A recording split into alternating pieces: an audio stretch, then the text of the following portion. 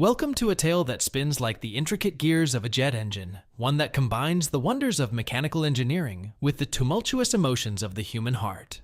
Today, I invite you on a journey that spans the heavens and delves into the hidden chambers of the heart. Our protagonist, a man whose passion for jet engines is rivaled only by his love for his wife, Karen, finds himself drawn into a saga of love, loss, and the search for understanding. This story explores the contrasts life held between the precision of machines and the unpredictability of human relationships. Imagine the silence of an airport observation deck, the anticipation hovering in the air, combined with the roar of a Boeing 737 airplane coming to life. By the way, there will be 2 endings to this story, so be sure to subscribe to the channel so you don't miss either of them. And she was hiding it. Chapter 1. You couldn't hear the roar of the Boeing 737 turbofan engines from the airport observation deck, but you could see the big airplane shudder when it gets 20,000 pounds of thrust. The jet engine is an amazing creation. It is as beautiful as any work of art and has the deceptive simplicity of a flower, each delicate detail intricately dependent on the others. I have devoted most of my life to a passion for these beautiful and powerful creations. They are the first of my great passions, the second being my wife Karen. My 2 great loves are my wife and jet engines. It may seem strange to you that I hate airplanes and airports. This is partly because the worst moments in my life have happened in airports. The first time I left home to join the Navy, I said goodbye to my parents at the airport. 4 years later, I came home to the same airport, but with no one else. My parents both died while I was in the service. I'm an only child, and loneliness doesn't describe how I felt coming home. But the worst part was leaving my wife and kids behind and flying off to war, knowing that they would be alone, with no family to rely on, and I would be on the other side of the world fighting a war. That was over 20 years ago. Today, I dropped Karen off at the airport at 5:45 on a rainy fall morning. Being apart for 2 weeks was depressing. We had been married for 26 years. She was leaving to travel across the country to visit our grown children. My wife suffered from empty nest syndrome, or so I thought. I buried my feelings and sent her off with a smile and a request to come home as soon as you can. We have 2 boys. The youngest left home at 18 to attend UCLA, and I've only seen him 4 times since then. Twice he came home, and twice we traveled to California, but none of the 4 visits lasted longer than 2 days. All 4 visits were strangely uncomfortable and awkward. The older boy was a bit more of a homebody. He was very hard to get rid of. He attended a university up the hill from our Victorian-style house, and except for the first semester of his freshman year, lived on the very top floor of our 4-story house. He finished grad school without leaving home, and only moved 6 months ago to take a job in Chicago. Don't get me wrong, I love my sons. When they were little, I enjoyed their company and loved them more than life itself. Now, however, the children I loved are 2 grown men with whom I have nothing in common. In each other's company, we are bored, awkward, and, in my opinion, I think it would be better if we kept our memories of each other. It's different with my wife. She has some inner need for more than I can give her. My oldest son moved to Chicago. For the first few months after he moved, Karen seemed normal, but then it was like I came home and found her in mourning. She was grieving, and there wasn't much I could do about it. Having worked for the New York State Department of Health for 28 years, Karen has a lot of vacation time that she earns every year and accumulates year after year.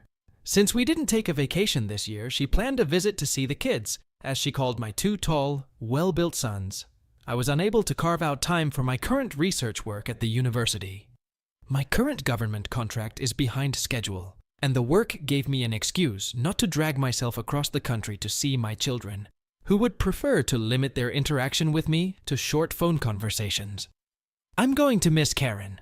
Like I said, we were together for 26 years more, if you count the courtship. We met when I retired from the Navy after 4 years of service. I'm a mechanical engineer specializing in jet engines. I served aboard an aircraft carrier where I gained a reputation for being someone who could fix anything.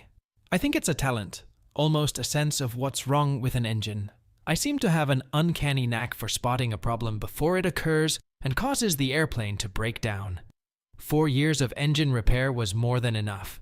Working in the Navy was grueling, An aircraft carrier could be a pressure cooker for those in charge, and therefore responsible. Every time an airplane took off, you silently prayed that it would come back in one piece, and more importantly, that you wouldn't miss anything. I met Karen at a health fair at the Empire State Plaza, which locals call the South Mall, about 2 weeks after I got back from the Navy. It's a huge complex. When viewed from the street, or better yet, from across the river, it is an impressive complex of monolithic structures. The most distinctive is a building in the shape of a flying saucer, which gives the shopping center a futuristic look. The saucer is called the Egg and is a theater complex. Inside the mall is a long sterile series of corridors running between the state capitol, the state museum, and state office buildings. The sterility is broken by the collection of contemporary art on display in this public space. Due to the fact that the artwork has been attacked by deranged individuals in the past, a security system has been installed here. After visiting the Civil Service Administration looking for a job, I wandered around the South Trade Center because I had no real job other than the Naval Reserve. I remained in the reserves for many years after I finished active duty. In the hallway of the mall, I walked past tables where medical examinations were being conducted. Karen worked at the tables doing the screening. She is a nurse, but became a healthcare administrator in the state. Her employer had a new commissioner at the time, and he had a strong focus on community outreach. Smiling seductively and blinking her golden brown eyes, she talked me into having my blood pressure checked, which I failed. I could see the worry appear on her pretty oval face as she tossed back her shoulder-length hair. They call her strawberry blonde, a redhead with the very temper that sometimes breaks out. However, her color is more of a golden blonde than a redhead. Brown eyes and hair were an unexpected combination, but together they looked fantastic. "What do you do for a living?" she asked. "Nothing now. Just got out of the Navy," I replied. "Oh, did they check your blood pressure in there?" she asked. "Yeah, it was a little high, but no need to worry. I had a high-pressure job," I said. "And what did you do?" I explained. And then she said, "My blood pressure is 170 over 120, which is too high. I need to have it checked again by my family doctor." Since I didn't have a doctor, she administered the medication the next day. My blood pressure turned out to be normal, and we continued to measure it for a week, getting high, low, and normal readings. She made an appointment for me to go to a military health clinic, where a very experienced doctor explained that I needed to monitor my blood pressure and go on a relaxation or stress reduction program. It's not uncommon. For a while, your body will try to adjust to the absence of the incredible stress you've been experiencing. You can help this by learning to control your stress, he says. I followed the doctor's recommendation and went back to Karen, telling her that I needed her to help me deal with the stress. I'm sure she didn't buy it, but she apparently wanted to date me as much as I wanted to date her. Our first date was at an Italian restaurant that Karen knew from the neighborhood. It was a great little place with homemade food called Citone's. Unfortunately, it had been gone for years. Over dinner, Karen showed her simmering, extroverted personality and wanted to know all about me and what it was like to serve in the Navy. I must have talked for hours, which is rare for me. She has such an impact on people that Karen makes you want to talk to her. An aircraft carrier is the top line of ships. It's a real floating city. The pilots are the princes of the city, and everything is run by the chief petty officers and a handful of officers, I said. Were you one of the officers? She asked. Not really. I've flown airplanes. When they know you can do the job, they leave you alone. I think my problem was that I took it personally. Too much responsibility can be hard, I said. Your blood pressure is definitely an indication of that, she said. I laughed, even though it wasn't very funny. People don't realize that we're losing as many crew members as pilots. It's a very dangerous environment, full of fire, fuel, and explosives. Accidents happen. You just keep praying, but not on my watch. You know that too often you have no choice but to put someone at risk, I said, and she must have seen that I had fallen into melancholy. Well, visiting all those exotic places must have been fun. Did you have a girl in every port? She asked. Now I laughed. No, I'm afraid I'm out of luck when it comes to ladies, I said. Now you're embarrassing me, a handsome man like you, and I'm willing to bet that in your uniform you're worthy of death, she said. But I was out of luck. When we docked in Manila, my shore leave was cancelled to equip the F-14A with a new radar. Again, when we were in Thailand, I was with a beautiful girl in a bar and the place was raided. But worst of all was the girl I had been dating for 6 months in Sydney. I thought we were serious, and one night we were in a club, and this man came up to her and kissed her hard. He then told me to treat my lady well. When I asked her who it was, she said, "That's my husband." "You're very friendly with your ex," I said. "No, he's my current husband. He and I have an understanding. He doesn't mind me dating," she said. So, like I said, I have no luck with women. Then Karen took my hand and just looked at me with her deep brown eyes. After a moment, she said, "Your luck may have changed, sailor, but not today. I'm a 24-year-old girl, and I need to get to know you better," she said. "That's very good, for I'm just like you, and I think I'm very lucky."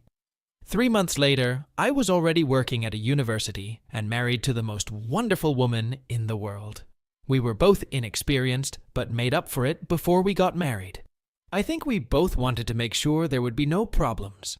We didn't have a big wedding as none of us had family. We each had a few cousins in distant places, but no one but a few friends could be invited to the wedding. Karen made a deal with me. "I don't want a big wedding, but a house would be nice," she said. We only waited 9 months before we started trying for a baby. During that time, we were house hunting. We found the perfect house for Karen in one of the old industrial towns on the east side of the river, a huge dilapidated row of houses. It was down the hill from the university where I worked and where our firstborn would one day go to school. The neighborhood was far from ideal, the forgotten core of a dying industrial city. Its Victorian houses had been broken up into tiny apartments for students and the elderly, and the riverfront was buried under layers of dead factories. The house was a 4-story brick building with what is called an English basement, which is a floor half above and half below ground. You get to the second floor by a short staircase called a stoop, and under the stoop is a separate front entrance. Presumably, this is where the word stoop comes from, as you have to bend over to enter the lower door. It was a mid-19th century house, with all the Victorian gingerbread charm and all the problems that entails. By the time we moved in, Karen was pregnant. "I'm the luckiest woman in the world," she said, and I believed her. 25 years later, on a Wednesday morning, I was driving Karen to the airport, unaware of how my life would change, or rather, how it had changed without my knowledge. She called that same evening and every day thereafter. Saturday started out clear and bright. I decided to do the yard. I was just entering our basement to switch from a light leaf rake to a heavy iron rake when I heard the doorbell ring. If I was still in the yard, I wouldn't have heard him. If it was raining and I went to see the new Ben Affleck movie, I wouldn't have answered. It rained on Friday, and the leaves got too heavy for light rakes. But Saturday was sunny and clear. Such are the vagaries of weather and the luck of life. It was this fluke that shattered the myth of my happy marriage. One day it rained, the next day it didn't. I crossed our small lobby, opened the outer door, and saw a small Asian woman standing outside. She was even smaller than she looked at first glance. She wore black leather high-heeled boots on her body. The rest of her clothes, from her expensive black suit to her grey silk blouse, were of a darker shade. She seemed to be dressed a little young for her age, which I estimated to be around my 52, but it suited her. She was the kind of woman who retained the look of rare beauty into old age, and she knew it. Something about her appearance reminded her of Karen. They were very different in appearance, but something about the way they held themselves and looked at you was the same. "Can I help you?" said I. "Yes, I'm looking for Karen," she said, holding out a large rectangular package wrapped in brown paper. She held it with her right hand, leaning it against the iron railing of our staircase. "I'm sorry, but she's not home right now." "Would you like to come in and leave a message?" said I. "Oh, sorry, I missed her. I'm Avril Dumonte. I just stopped on my way to New York to drop off her painting," she said, pointing to a package shaped to fit a rather large piece of art. "You must be her husband, Robert. Would you mind helping me with it? "It got a little heavy between my car and your front door," she said, as she crossed the threshold of our house and tried to lift the painting. I took the bag from her and followed her into the house. She seemed to know the layout of the house and headed straight for the large front room. The way she said her name, as if I should have known her, confused me, as did the fact that she obviously knew me and my house. I'd never met anyone with the last name Dumonte or heard them called that. Avril spoke English with a slight but confident French accent. Her accent matched her name, and I reconsidered my first impression of her race. She wasn't entirely Oriental. I sat Avril down on the old-fashioned couch we had inherited from my wife's mother and offered her a refreshment. She asked for tea. "Formosa by how if you still have it. I'm afraid Karen has me addicted to it," she said, naming the expensive tea my wife loved, and kept on hand for guests and special occasions. "No problem," I said, now thoroughly confused as to how this woman knew my wife so well. After serving my guest tea, I settled down across from her in a large leather recliner chair with my coffee. I'd never gotten around to trying Formosa tea. "Please excuse my appearance. I was working in the yard," I said. "No excuses. You're just as ruggedly handsome as Karen described you. Any mistake is mine. I called this morning, remembering that I had to deliver her portrait. I'm on my way to New York to discuss Philip's retrospective at the Museum of Modern Art. I left a message on her mail." "But maybe she didn't get it," she said between sips of tea, as if I should have known who Philip was. "She wouldn't be able to come to you. I suppose she's in California now? Or just arrived, since it's early afternoon here and still morning there." "She's visiting our son Oscar," I said. Oh my God, I should have called sooner. I was so anxious to see her hang it up. I think it's one of Philip's best pieces.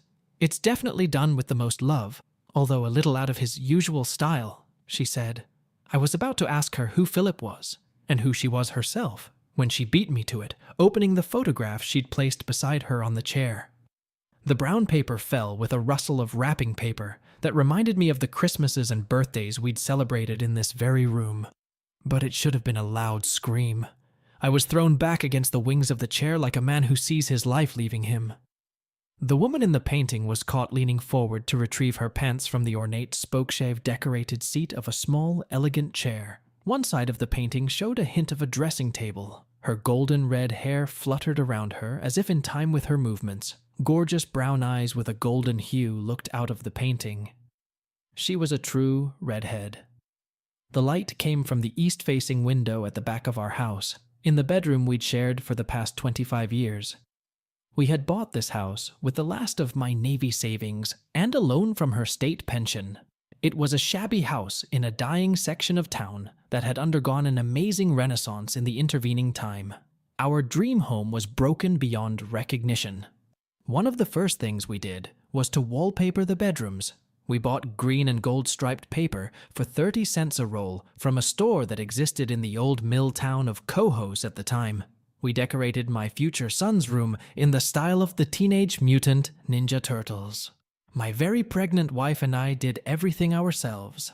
The picture was painted later, after the birth of our second son. Karen still had a small lump in her lower abdomen that persisted for several years after Oscar was born. She eventually got rid of that little bump with yoga and running, but I didn't notice it. The artist didn't miss it, nor the slight smirk that her smile carried. A smile that suggested, "Come here and see what you've got." He was good, maybe even great, I don't know. He drew my wife in the early morning as the sun peeked through our bedroom window against the background of the unmade double bed. She bent over to pick up her pants from her grandmother's dressing table, and I'd seen her do it 1,000 times in this very room. When Avril turned from the picture to me, a satisfied and proud smile appeared on her face, which quickly disappeared. My expression must have said it all. I had no doubt that the picture was of my wife, painted about 20 years ago. How or why, I couldn't say, but any explanation had to involve actions that no faithful wife would engage in. I couldn't believe it. "Oh dear, I thought you knew, for they lived together. They've been lovers for years." "My God, how could you not know?" she said, a concerned frown on her exotic face. "There's some mistake here," I said, grasping at straws. "My wife has lived with me continuously for the last 26 years. This is our bedroom with the wallpaper we glued together. This is our bed that we still sleep on together, I said. I've got to go, she said, rising. No, sit down, I said. You can't spring this on me and then just run away. Who are you? How do you know my wife, me, and for heaven's sake, who Philip is? The story surfaced slowly and reluctantly. Avril's husband, Philippe Dumonte, was an artist and world-renowned restoration expert. In 1989, he was hired to restore 6 paintings that had been vandalized on the South Mall. I remembered the case of a man who fancied himself the reincarnation of Michelangelo and had to fix the paintings. After much searching, the state's General Services Administration hired a Canadian firm to do the restoration. At the time, there was some controversy about hiring out-of-state experts, but the experts were determined. They wanted only the best. Anything less would not satisfy them. Apparently, the choice was Philippe Dumonte. Shortly after Philip started work, an affair began. He met Karen on the South Mall when he was working in the museum building. She was working in the tower building. They were practically in each other's faces. Avril and Philip entered into an open marriage at her insistence. We were young and didn't want to miss anything, but mature enough to understand each other's needs, she said. She was happy he had found someone while he was away. He traveled to and from Montreal, but spent most of his days and nights in Albany for 3 years. Then there was a period beginning in the summer of 1990 when he moved into my house and stayed. Avril visited him on numerous occasions. She knew I was away and still married to Karen, but she never explained the reason. She assumed I knew about their relationship and approved of it. I just assumed she spoke fondly of you and praised you as a husband and father. I realized that Philip moved in with her because you couldn't be with her, and there were such young children, 2 boys who needed a male influence and a single woman. We had 2 girls in their teens who went away to boarding school. Philip spent their vacations with us. Karen spent Christmas 1990 at our home in Mont-Royal. My daughters loved her and the boys as much as I did. How could you not know? All my doubts about her story were dispelled because 1990 was unusual. A monster invaded its oil-rich neighbor and dragged my country and other countries into the war. I foolishly stayed in the Naval Reserve, albeit inactive. I left the Navy as a senior lieutenant, and in the reserves I earned the rank of commander, the result of working in the reserves and on government contracts. My skills were in great demand that August. I was surprised that they waited until Saddam's troops crossed the Kuwait border to engage me. The telegram came on August 6th. I left 2 days later and woke up on August 9th aboard the Ike. The next 10 months of my life were something of a nightmare, playing out over the Persian Gulf, Saudi Arabia, Kuwait, and Iraq. The only thing that kept me sane was the belief that I had a loving wife and 2 amazing boys waiting for me at home. They were mine, and I was coming home to them. When an engine caught fire, while flying in a Grumman F-14 Tomcat airplane with me, I knew I would survive because Karen was waiting for me. I was flying aboard the Eisenhower to Saudi Arabia. It was January 16th, 1991, the day before the air battle. I wasn't worried. The pilot and I went through all the procedures to restart the engine. Each attempt failed until we made one last Hail Mary attempt. It shouldn't have worked. The book said it wouldn't, but it did. 6 times I saw people die, sometimes so close that I was in their blood. Ropes failed, airplanes crashed, and more people died in my maintenance crews than pilots. That's a fact of war. Collateral casualties are always the largest in number and the least publicized. Accidents happen when people under tremendous pressure try to do things that should be impossible. We've lifted heavier than air ships into the sky and brought them down safely, more often than not. No matter. Karen and the boys were waiting safely at home for me. They spent part of Christmas 1990 in Montreal. Until now, I didn't know why. I remember Kevin talking excitedly about being in an unfamiliar city, and the 2 girls, Simone and Susan, being sisters. No one else was mentioned, and it was incomprehensible to a 6-year-old to communicate over a bad phone connection from the other side of the world. I told Karen I loved her every chance I got, but it was infrequent, and apparently it wasn't enough, although the affair had been going on for a year by the time I left. She loves you with all her heart. Philip was her second man, her little passion, her more experienced lover. She didn't have much experience. As the saying goes, they were in love to be in love. They were friends as well as lovers, she said, looking at me as if that explanation was supposed to mean something. When Philip died 3 months ago of a stroke, she came to his funeral. I asked about you and she said you were doing well. She said the last of the boys had moved out and you and she were happy and still loved each other. I was happy for her even in my grief. I brought the painting as Philip had requested that she have it. I should have realized and given it to her then. She is splendid, isn't she? She said, looking at me for confirmation. I got up and walked forward, looking directly at the evidence of my wife's utter betrayal. It's very beautiful. He captured it better than any photograph. He has her accurate. It's a beautiful picture, and especially that cheating girl in it, I said. Avril gasped. No. You have to understand that it was just beauty, innocent love. Please understand, she begged.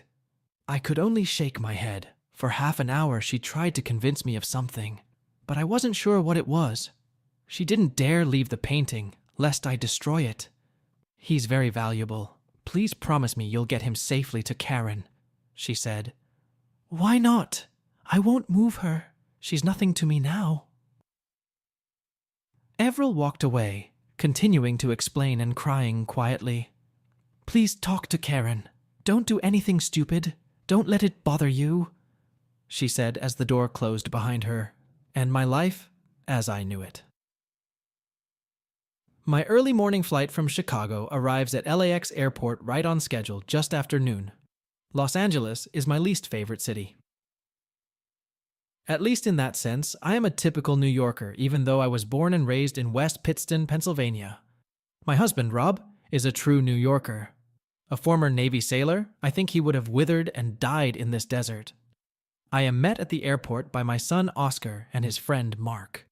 Somehow, I wasn't supposed to know that he wasn't standard and that he and Mark were together. 22 years ago, I gave birth to a chubby little angel, weighing 12 pounds 8 kilograms. Now it's a skinny young man, 6'3", who is bearishly hugging me. He's estranged from his father for reasons I don't understand. Rob loves his son, but there is a growing chasm between them.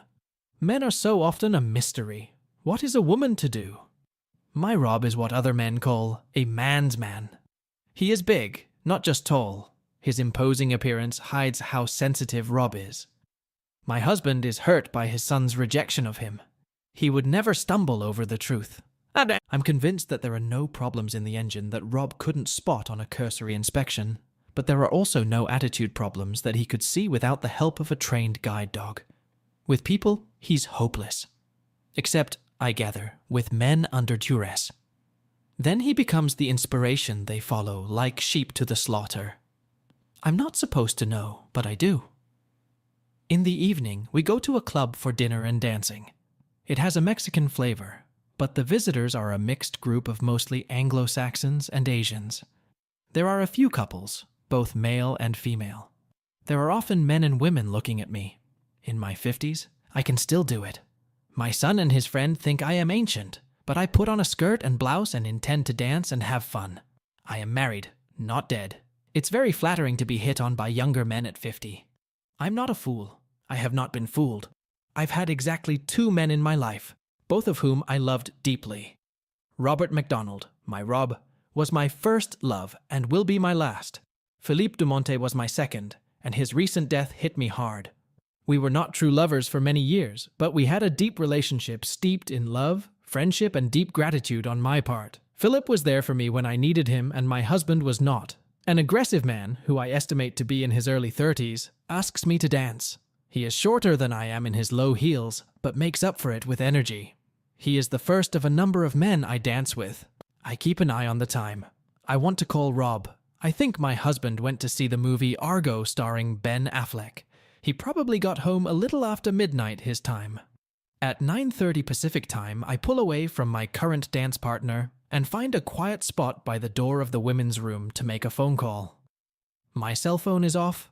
I switched it off as I boarded the plane this morning. I'm getting old and forgetful, having never managed to turn it back on. I have one missed call from Avril Dumonte, probably reminding me that Philippe's retrospective exhibition is in the planning stages, and I agreed to help. I call Rob, but the call goes to voicemail. I assume he's still on set, or, like me, forgot to turn his phone on. I call his home phone, and get an answering machine. Rob, I arrived safely. Call me when you get this. 2 hours later, I'm dancing and wondering why my husband hasn't called. We head to Oscar and Mark's condominium, where I fall into a jet lag-induced sleep. Waking up too early, I call Rob again. All I get is voicemail. I call the landline. Rob, you left your phone off. Call me. It's 8 in the morning when a sleepy Mark joins me in the kitchen and offers to make breakfast. I agree if he'll let me help. There's still no call from Rob. Now I'm worried and trying to figure out who I should call. I think back to the call from Avril, and a shiver runs through me. No, that was too long ago. I met Philippe Dumonte at the old state dining room in the South Mall. It wasn't the best place if you like to eat. I had a thermos of good dark tea. I don't drink coffee. I had a cheap novel to read, and a 45-minute lunch break. I could have read at my desk, but you have to get out of the office for at least a little while. I read a trashy novel in hopes of regaining my senses. In 4.5 years of marriage, I'd lost them.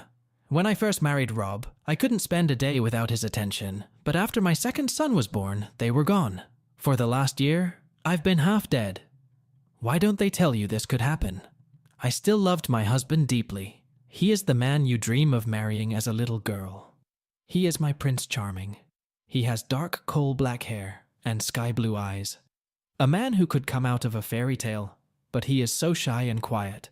He's not going through a crisis, but I know he feels deeply. I watch him as he reads to our children. I see him bend down to gently kiss their sleeping heads. He is a man of action and courage with a gentle soul. He is the man I want to have by my side forever. I just didn't want to spend the evenings anymore. At first, I thought it would come back on its own. But as time went on, I became more, not less, afraid of evenings with my sweet, loving husband. I became increasingly desperate.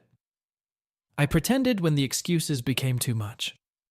I feared my husband would soon find out the truth. What kind of woman am I? What kind of woman am I? Excuse me, please. I don't like to eat alone. And since I've been watching you for the past few days, you were alone too. Surely this awful book can't be of such interest, he said. This tall, elegant man, with a distinct French accent in his impeccable English. I learned that his name was Philippe Dumonte, an artist by nature and a restorer by profession. He was a little taller than my husband and thinner, what they call a wallflower. On his head was an unruly mop of black hair, flecked with grey as befitted a man of 42. He was therefore more than 12 years older than I was, but in his brilliant blue eyes there was youth and joie de vivre. His angular face was handsome in the Gallic style. I wouldn't eat that if you knew anything about food, I said as he set down his standard tray of chicken, covered in flat pasta gravy and instant mashed potatoes. In just 2 short weeks, I realized that food is a lost art in your Albany, he said, mimicking well the northern New York accent so influenced by western New England. You're being too harsh. You can find good food here, you just have to know where to look, I said. Perhaps you will be my guide. Perhaps we could have dinner some night, he asked. Sorry, can't. Married, I said, flashing my modest wedding and diamond rings. But let me do something about this drink, I said, substituting bagged tea of unknown content from the cafeteria for the brew from my thermos. Ah, what good tea! And beautiful and plentiful. Surely you can spare an evening for your husband to feed a hungry man, he said. In the end, I agreed. I had little chance against his charm and sophistication. Arranging a supposedly late work evening was not difficult. We had dinner, and by 9 o'clock I was home, and I was alive again. I was eager for a good evening. The first beneficiary was Rob that night, but the man I was in the spirit with was a devastating French-Canadian artist. Philippe was a unique personality that knocked me off my feet as a frustrated wife and mother. It only took Philip 3 weeks to spend a most memorable evening with me in his studio in the museum building next door. There were no extremely late nights. I switched hours at work and we spent the morning or afternoon as we pleased. Sometimes we would see each other in the early evening. He was sympathetic to my situation. His wife Avril had a boyfriend whom he referred to as a suitor or companion. His name was Thomas. Philip said that Thomas was younger and therefore compensated for her attachment to children at a young age. As I lay in Philippe's workshop that first time, curled up in his arms, I felt no guilt. I knew guilt was bound to come later, but in that moment, I was at peace. He understood my problem, seemed to feel it. You will regain your desire for your husband. Relax and enjoy, but remember that your husband should be the first to claim your heart and the right to reclaim you when you are ready, he said. It was a fairly ordinary evening, but he knew more than usual. It's mostly happening in the mind. The mind prompts additional action, and we have to help it, he said. Neither Rob nor I were very experienced in hosting evenings together. Philip showed me and practiced how to do it. He showed me every nuance he could possibly know about.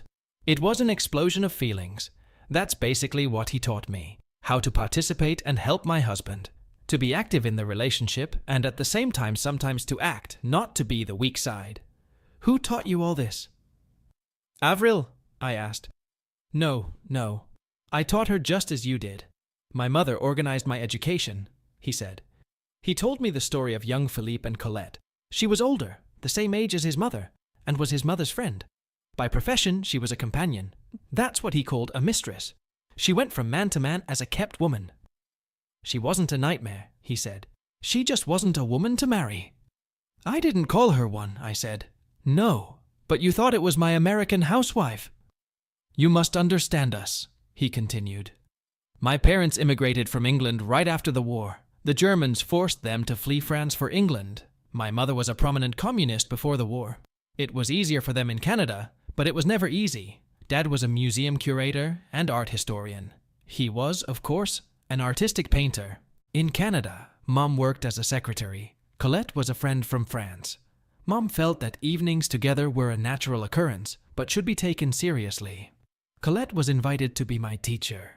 She was experienced enough for the task. We had classes with her once a week for a year, he finished with a laugh. And now you're going to teach me? I said. But of course, I'm indebted to Colette, he said with another chuckle, which I was starting to like. The biggest challenge for me was the desire and need to share my new knowledge and skills with my husband. I couldn't just sit Rob down and say, "Listen, honey, I met this wonderful French lover, and he taught me everything we were doing wrong in our relationship and a whole bunch of things we should be doing. But you know I'm not creative, to say the least." "What's this?" said Rob, climbing into bed. "The book," I said.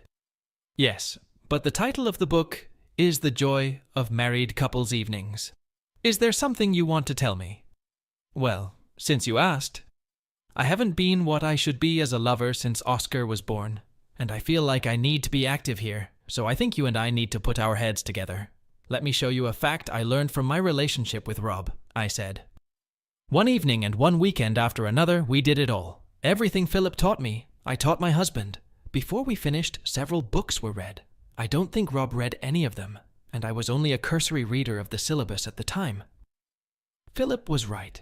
I regained my feelings for my husband, if only because I am human. However, all good things come to an end. Philip and I had a good year of what he called an amicable relationship, but I felt increasingly guilty and feared that even my trusting husband would realize it sooner or later. I was on the verge of breaking up with Philip.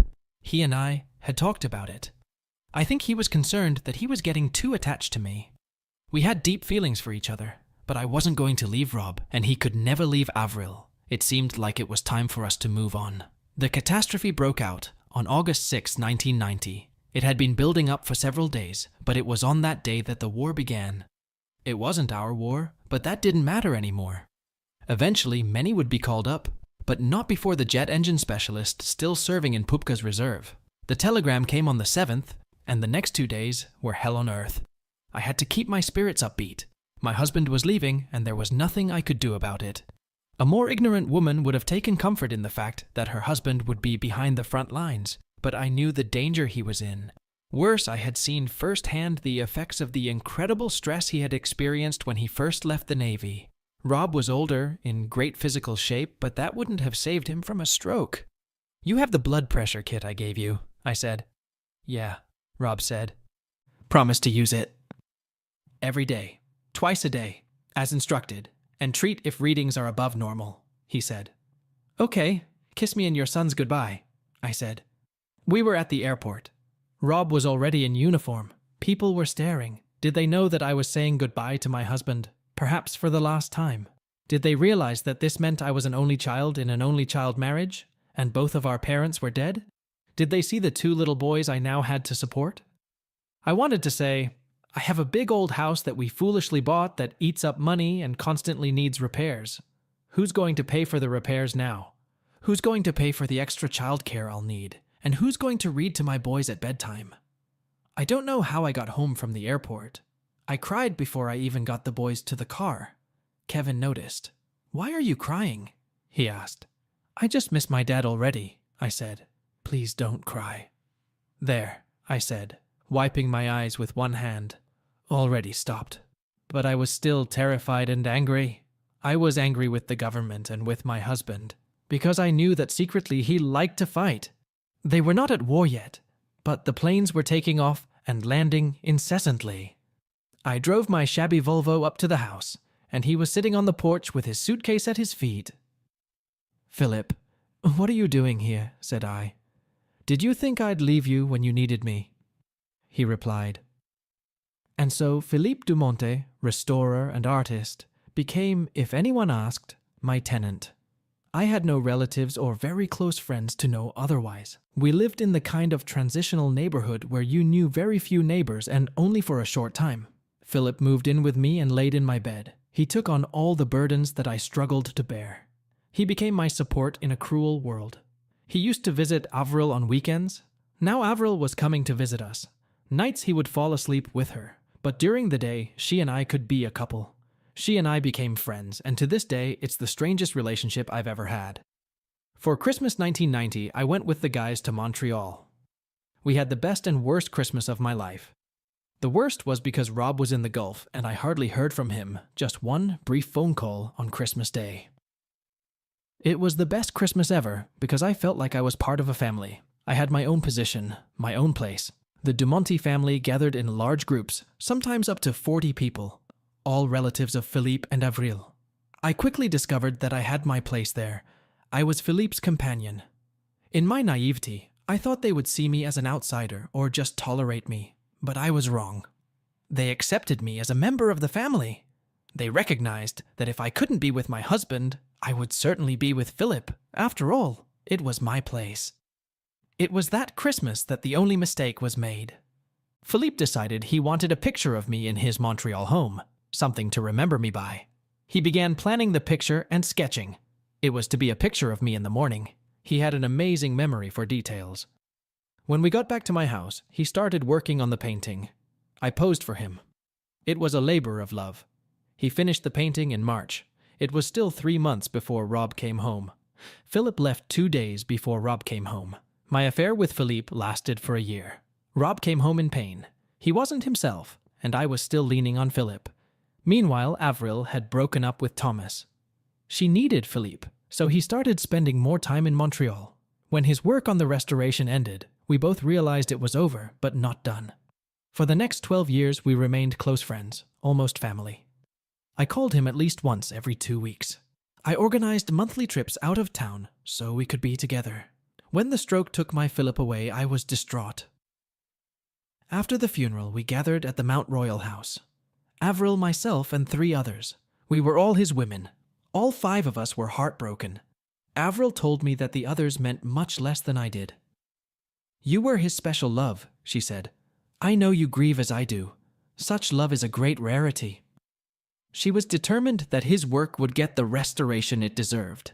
She wanted me to be a part of it. "You were such a part of it. It would be right for you to be a part of it," she said. I promised to do my best. With bated breath, I call Avril. "My friend, I'm afraid I've ruined your marriage," she replies. "What's wrong?"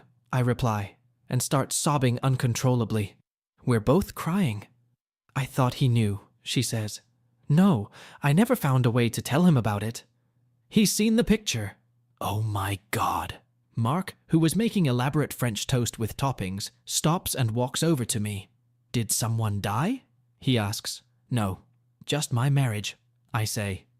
Avril tells us what she knows, and then Oscar joins us. He's shocked, and I think Mark is too. "Mom, what do you think Dad will do?" asks Oscar. I have no idea, but I need to talk to him and he's not answering his cell phone, I say. We decide to call Kevin. He tries it and calls us back. No go, he won't pick up the phone. You know, he probably blames me for not telling him about Philippe, he says. He's right, of course. I've drilled into my 6-year-old son that he should never mention Philippe or the Dumontet family. My little boy had my back. Now he'll pay for his childish devotion to his mother. Oscar tries next, but he's already too estranged from his father. Rob has cut himself off from his family, and it's my fault. For the rest of the day, we try to find a plane home for me. Eventually, I manage to book a ticket on a Red Air flight that leaves Monday night and arrives Tuesday morning. At 9 o'clock on Tuesday morning, I get home a week early. Rob isn't home. I assume he's at work. I can see that as soon as I walk into the front living room. On my mom's chair is a picture of me that Philippe drew. No one could look at that picture and not know that Philippe Dumontet was my lover. I fall to my knees and start crying. Why is this happening now? I decide that I only have one chance to confess everything and pray that Rob can get over it. I'm not ashamed of what I did, nor am I sorry. I just hate that Rob knows about it and is in so much pain. It's just not fair. None of us did anything wrong. Why do we have to suffer? I decide it's best to make Rob a nice dinner and try to talk. I need to explain the unexplainable. I decide to make macaroni and cheese. I have a special recipe that I developed because it's Rob's favorite dish. I reduce the fat and salt by substituting chicken broth and tomatoes for the cheese and milk. It's not healthy, but it's better for you. I make it rarely as a treat. I try my best. I choose what outfit to wear. The goal is to be attractive, but not too much so. I want to look desirable without assuming I'm easy. I have to make sure Rob realizes that Philip was the only man, and that it wasn't a sordid affair. I was and still am a good woman and wife. By 6:30, I'm sitting in the living room. I put the painting in the hall closet, carefully wrapped in an old blanket. Dinner is prepared. 2 bottles of white wine are chilling in the refrigerator. I'm wearing a pink tea dress that emphasizes my hair. I'm as ready as I've ever been. I can hear Rob on the back stairs. He's not coming in. He's heading straight for the 4th floor apartment. I wait for him to come down, but he doesn't. So much for my plan to meet him in the living room. I take the front stairs to the 4th floor. There's a small landing at the top, and then an interior door with a pretty serious lock. I knock on the inner door. Rob, I'm home, I say, but there's no answer. I hear movement inside. Please, Rob, I've made dinner, mac and cheese. We can eat and talk. Please, Rob, let me at least try to explain, I say in the silence that ensues. I'll wait downstairs, I say before walking away. That night, he doesn't come down. He lives on the 4th floor, and I live in the rest of the house. We don't talk or socialize. Every night I go up and take him out to dinner. This goes on for 2 weeks. Avril calls every day and sympathizes with me. Have you talked yet? She asks. No, I'm getting the silent treatment. Oh God, why doesn't he understand? If only Philip were here. I can hear in her voice how lonely and lost she is. This is an exhibition we're talking about. She is having difficulty dealing with the museum bureaucracy. There are about 600 possible works, but they are in different hands, and acquiring them for the exhibition requires more effort than the museum wants to spend. She needs help, but she insists that I talk to Rob first. On Friday of week 3, I'd had enough. As we reach the climax of our journey through the first part of this complex and heartbreaking story, we find ourselves drawn into the emotional turmoil of discovery, betrayal, and silent battles waged within a seemingly happy marriage. This narrative begins as an ode to jet engines and love, but quickly descends into a chaos of unspoken truths and hidden lives. Our protagonist, a man of science and passion, discovers that it is not the mechanics he is so ardent about, but the unpredictable nature of the human heart that has turned his world upside down. His discovery of a portrait, a beautiful yet flawed work of art, becomes the catalyst for unraveling decades of trust and friendship. The portrait, which clearly demonstrates his wife's infidelity, forces him into a state of isolation, both physical and emotional. It is a story about the complexity of love, in which affection and betrayal coexist, challenging the very foundation of what we perceive as marital bliss. Karen, on the other hand, is portrayed not as a villain, but as a woman caught between her desires and her responsibilities. Her journey reflects the inner conflict that many face when confronted with the limitations of love. and the desire for self-actualization. Philip, an artist, and the third corner of this love triangle, raises the question of whether true love can be limited to one person or whether it is a more fluid, expansive force. As we delve deeper into the psychological analysis of these events, we must reflect on the impact of loneliness and the human need for connection. Karen's act, though painful, stems from a sense of loss and a desire to reclaim a part of herself that she feels is missing. This story makes us think about the boundaries of love, loyalty, and forgiveness. As we move on to the next chapter of this tangled story, we are faced with questions beyond marriage. What does it mean to truly know a person? Can love withstand the truth hidden in the shadows of our hearts?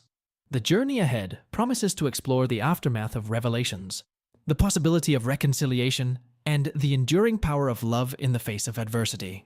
For those who want to continue this journey with us, the full story is available on our Patreon. This story has 2 endings, so be warned.